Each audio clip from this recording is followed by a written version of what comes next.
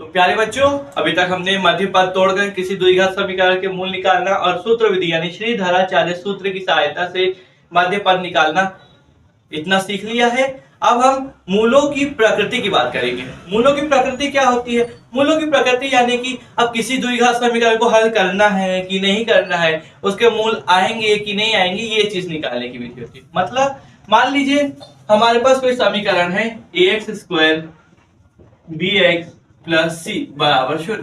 अब हो सकता है कि इसका x का मान ना आए, वो काल्पनिक हो। काल्पनिक मतलब जब आप बड़ी कक्षा में जाएंगे तो आप काल्पनिक संख्याएं भी पढ़ेंगे। काल्पनिक संख्याएं अभी नहीं पढ़ते हैं, तो हो सकता है उसके सूत्र क्या होंगे, काल्पनिक होंगे। तो वो काल्पनिक वाले सूत्र को उसको हल करने पे मतलब ही नहीं है, क्योंकि आप उसके मूल निकाल नहीं पाएंगे। इसलिए हम ऐसी प्रकृति का प्रयोग करते हैं जो उसके किसी भी द्विघात समीकरण के मूलों की प्रकृति बताती है। तो अब इसमें हम कैसे निकालें किसी भी प्रकृति? तो हमको एक चीज बताया गया जिसको हम विभेदक कहते हैं। क्या कहते हैं?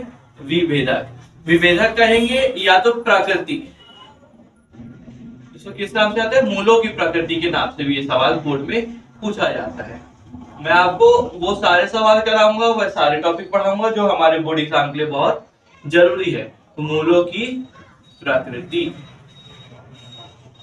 इस नाम से यह सब सवाल पूछा जाता है। ज्यादातर मूलों की प्रकृति के में आता है, विभेदक तो बहुत कम पूछा जाता है। ठीक है, तो आप इसको ध्यान से समझिएगा। अब आप बोलेंगे सर विभेदक और मूलों की प्रकृति एक ही चीज होती है। अब आप लोग पूछे सर इसका सूत्र, तो इसको सबसे पहले डी से बताया जाता है। इसका सूत्र होता है बी स्क्वायर माइनस 4ac। क्या है ये? B square minus 4ac। तो अगर अब इसमें हम प्रकृति क्या बताएंगे? जब विभेदक बोलेगा तो आपको इतने में हल करके छोड़ देना है। जब विभेदक बोलेगा तो आपको इतने में हल करके छोड़ देना है। पर जब मूलों की प्रकृति बोलेगा, क्या बोलेगा? जब मूलों की प्रकृति, तो मूलों की प्रकृति में ये याद करिएगा कि सबसे पहले अगर डी हमारा शून्य से बड़ा है, शून्य से बड़ा कब होगा? जब पॉजिटिव होगा। शून्य से बड़ा कब होगा? जब पॉजिटिव होगा। और एक होता है डी बराबर शून्य और एक होता है डी जो शून्य से छोटा रहता है। तो जब डी शून्य से बड़ा रहेगा और पॉजिटिव रहेगा तब हमारे सूत्र क्या, तब हमारे मूल क्या होंगे? धनात्मक होगा। धनात्मक मतलब पॉजिटिव, साथ ही साथ असमान रहेगा, यानी कि दोनों सूत्र अलग अलग होंगे, एक जैसे नहीं होंगे। ये हो गया। जब डी बराबर शून्य यानी कि विभेदक का मान शून्य आ रहा है तो इसमें वास्तविक होंगे।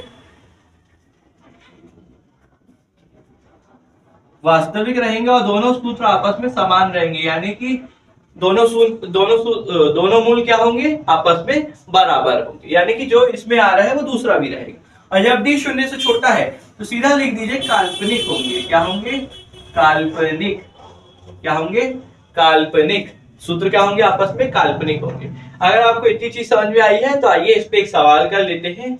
अभी इसी से पहले हमने एक सवाल दिया था 9x square minus 7x plus 2 करके, ऐसा सवाल दिया था, है ना? तो इसी सवाल को हम लोग इसको प्रकृति में प्रयोग करके देखते हैं।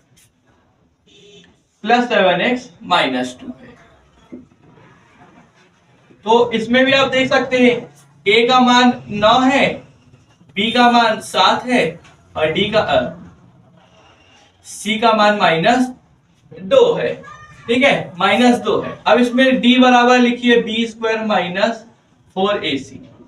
b कितना है? 7। 4ac 4 इंटू a कितना दिख रहा है? 9 और c कितना? माइनस 2। इसको हल करेंगे तो 49 माइनस नहीं प्लस 72, ये कितना आ रहा था? 121। तो देखिए हमारा d क्या आ रहा है? d हमारा आ रहा है शून्य से बड़ा, साथ ही साथ क्या है? पॉजिटिव है। तो हम लिखेंगे अतः, अगर आपसे प्रकृति पूछे तो आप लिखना अतः मूल धनात्मक है, धनात्मक और असमान है। क्या है? धनात्मक और असमान है। ये बहुत आसान चीज है और बोर्ड एग्जाम में बहुत बार पूछी गई है, इसलिए आप इसको अच्छे से समझ लीजिएगा और अच्छे से याद कर लीजिएगा। अगर समझ में ना आए तो 2-3 बार वीडियो पीछे कर सकते हैं, मैं किनारे हो जाता हूं, इसका आप स्क्रीनशॉट ले लीजिएगा। अब हमारा दूसरा सवाल कुछ इस प्रकार है, x स्क्वायर प्लस 2 करनी 5x माइनस 1। तो a बराबर 1 दिख रहा है, कुछ नहीं है तो हमेशा क्या मानेंगे 1 मान लीजिए। b बराबर 2 करनी 5 और c बराबर -1 इस प्रकार है। अब इसी को हम लोग हल करने की कोशिश करेंगे तो d बराबर आएगा b² - 4ac। b² क्या होगा 2 करनी 5 का स्क्वायर -4, a का मान कितना 1 और c का मान -1। 2 करनी 5। अब देखिए आपको एक मैं ये चीज भी समझा देता हूँ कि अब दो संख्याएं एक साथ दिख रही हैं ऐसे, तो इसका वर्ग कैसे निकालेंगे।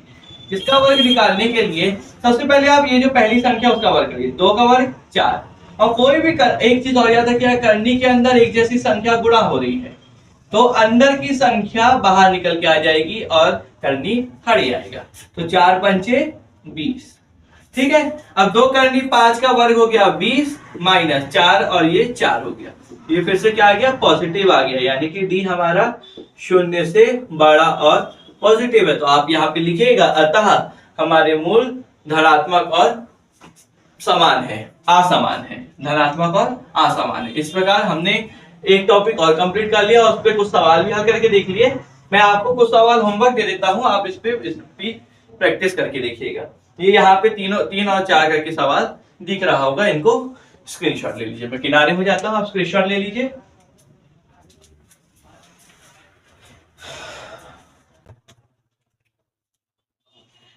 प्यारे बच्चों, अभी तक हमने मध्यपद तोड़कर, श्रीधराचार्य सूत्र और मूलों की प्रकृति, इस हिसाब से अपना आधे से ज्यादा चैप्टर पूरा कर चुके हैं। अब हम आ चुके हैं अपने पूरे चैप्टर की, पूरे पार्ट के सबसे आखिरी टॉपिक, यानी कि मूलों के योगफल और मूलों के गुणनफल पे। अब ये सवाल आता है सर मूलों का योगफल और गुणनफल क्या है। तो इससे पहले हम एक चीज और सीखते हैं जो है ax² + bx + c। ये हमारी एक आधार वाली समीकरण है। इसमें हम ये मानते हैं कि अगर ये द्विघात समीकरण है तो इससे कितने मूल होंगे, मैंने पहले ही बताया और फिर से बता रहा हूं, अल्फा और बीटा यानी कि 2 मूल होंगे। तो एक ये बताता है जब हम मध्यपद या सूत्र विधि से हल करते हैं तो हमको अल्फा और बीटा पता चलता है। साथ ही साथ हम a, b और c के मान से भी मूलों का योगफल और गुणनफल निकाल सकते हैं। जब हमको मूल दिए होंगे, क्या दिए रहेंगे, अल्फा और बीटा। याद रखिएगा इस सवाल को करने के 2 तरीके। जब हमको अल्फा बीटा दिया रहेगा तो हम इसको योगफल को अल्फा प्लस बीटा करके हल कर सकते हैं या अल्फा गुणित बीटा करके हल कर सकते हैं। पर जब हमको ए बी सी यानी समीकरण दे के रखा हो तो समीकरण दे के रखने पर हम इसको हल करेंगे -b/a से और इसको हल करेंगे c/a से। ये चीज दिमाग में फिर से समझा दे रहा हूं मैं। अगर मूलों के योगफल दिए हैं तो आप अल्फा और बीटा को जोड़ के देखिए और गुणनफल कह रहे तो अल्फा और बीटा को गुणा करके देखिए। पर अगर समीकरण दे के रखा है तो आप -b/a यानी कि इस पे b का मान और a का मान रख दीजिए और इसमें c का मान और a का मान रख दीजिए। इस हिसाब से आपको मूलों का योगफल और गुणनफल मिल जाएगा। आइए इस पे एक सवाल करके देखते हैं। मान लीजिए हमारा समीकरण है,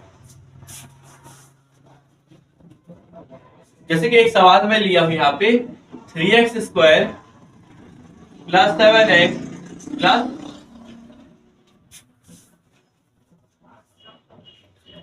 मैं यहाँ पे एक सवाल लिया हूं 3x² + 7x + 1। ये हमारा सवाल है। तो इसमें क्या होगा, अब मूलों का योगफल निकालने को बोलेंगे तो हमको इस मूल तो दिए नहीं है, a दिया है 3, b दिया है 7 और c दिया है 1। तो इसी से हम योगफल निकाल सकते हैं। जब योगफल बोले तो योगफल पूरा लिखिएगा, मैं तो आधा लिख रहा हूं। योगफल लिख लीजिएगा -b/a, b की जगह पे 7 रख दीजिए तो -7 और a की जगह पे 3। वैसे ही गुणनफल बोल दीजिए, गुणनफल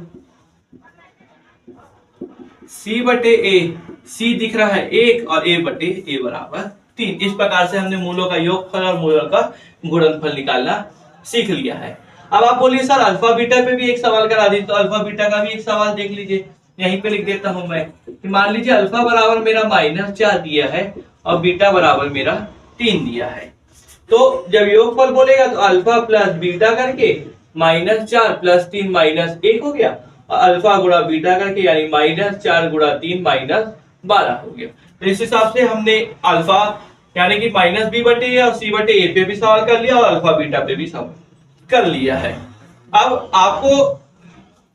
आपको इसी सूत्रों से किसी भी समीकरण को निर्धारित समीकरण की संरचना करना सिखाता हूं जो बोर्ड एग्जाम में पूछा जा रहा है अभी कुछ सालों से। तो हम इसी यानी कि योगफल और गुणनफल वाले जो सूत्र दिए रहते हैं, अल्फा बीटा हमको सवाल में दिया है, तो उससे हम किसी दो ही घात समीकरण का कैसे रचना कर सकते हैं। तो आप इसका स्क्रीनशॉट ले लीजिए, फिर हम उस वाले टॉपिक खत्म करते हैं।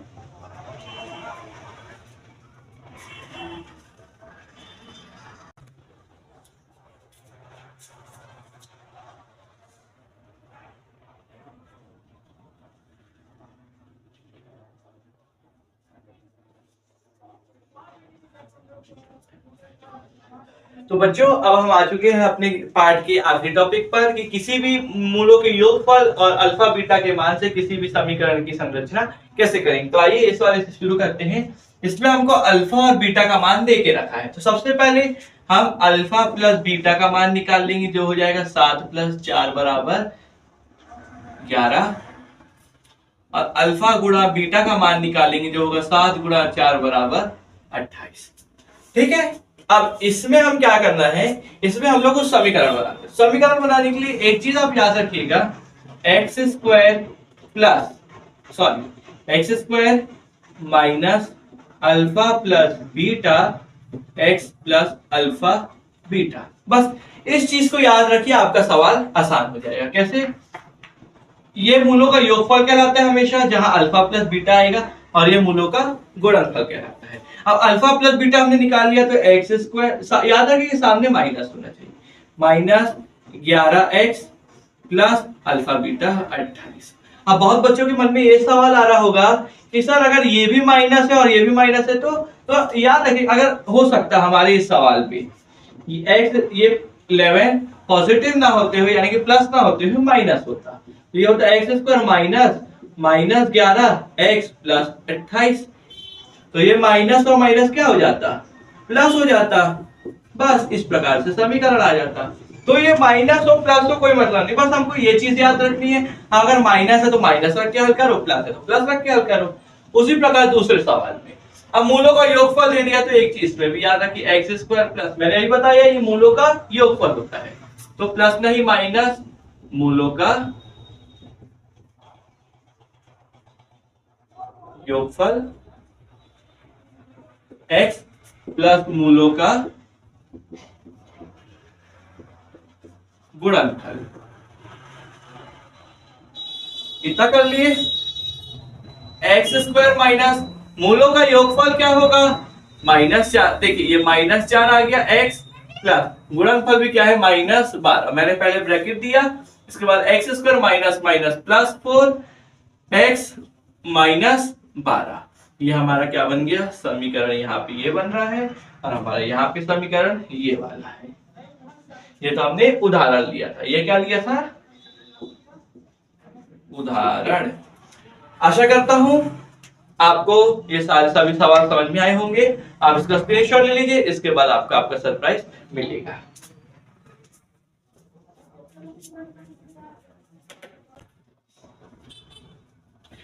तो प्यारे बच्चों, आप सभी को ये चैप्टर आशा करता हूं समझ में आया होगा।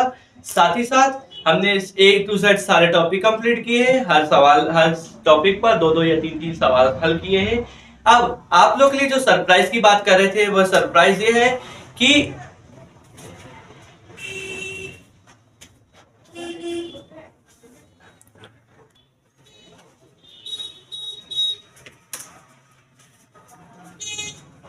प्यारे बच्चों, आशा करता हूं आपको ये चैप्टर समझ में आया होगा। हमने हर टॉपिक को कवर किया है और हर टॉपिक पे सवाल भी हल किए हैं।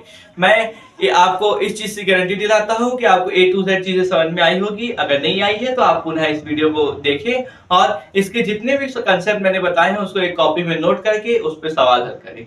और आप लोग का जो सरप्राइज है, जो मैंने कहा था आपको वीडियो के माध्यम में कि मैं आप सभी के लिए एक सरप्राइज लेके आ रहा हूँ, तो हमारा सरप्राइज ये है कि हम रोज रात को 9 बजे आप सभी के लिए एक पूर्व प्रश्न पत्र सीरीज ला रहे हैं। यानी कि आज से अभी से पहले जितने भी 2022, 23, 24 के सेट हुए हैं और जितने भी गणित के पेपर हुए उसके सारे जरूरी प्रश्न वो भी चैप्टर के हिसाब से। मान लीजिए आज हमने द्विघात समीकरण को हल किया है, तो रात के 9 बजे तक आपको द्विघात समीकरण पे वह सारे जरूरी प्रश्न मिलेंगे जो इस साल की बोर्ड परीक्षा में आने की पूरी संभावना है।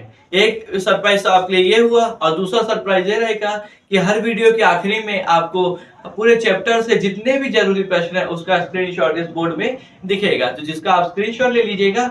और मैं अभी भी आपको सारे सवाल दे रहा हूं, मैं किनारे हो जाता हूं, आप उसका स्क्रीनशॉट ले लीजिए, फिर हम आगे की बात करते हैं।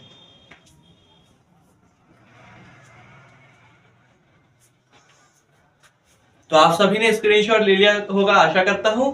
मैं आप सभी का धन्यवाद करता हूं कि आप आखिरी तक हमारे साथ वीडियो देखिए, और मैं इस चीज की गारंटी देता हूं कि जो जो बच्चा हमारे साथ मेहनत कर रहा है उसको अंत में अच्छा रिजल्ट मिलेगा। और मैं चाहता हूं कि आप ज्यादा से ज्यादा लोगों तक हमारे वीडियो को शेयर करें, लाइक करें, हमारे चैनल को सब्सक्राइब करें। और एक कोट मेरी तरफ से आप सभी के लिए, सफलता पूरी मेहनत है जरूरी। तो हमको पूरी सफलता तभी मिलेगी जब हम मेहनत पूरी करेंगे। तो हमारा और हम सबका, जितने भी मेरे दोस्त भाई बहन जो भी वीडियो देख रहे हैं, उन सभी के लिए मैं एक ही चीज कहना चाहता हूं कि मैं भी मेहनत कर रहा हूं, आप भी मेहनत करिए, देखिएगा एक दिन अपन जरूर सफल होंगे। धन्यवाद।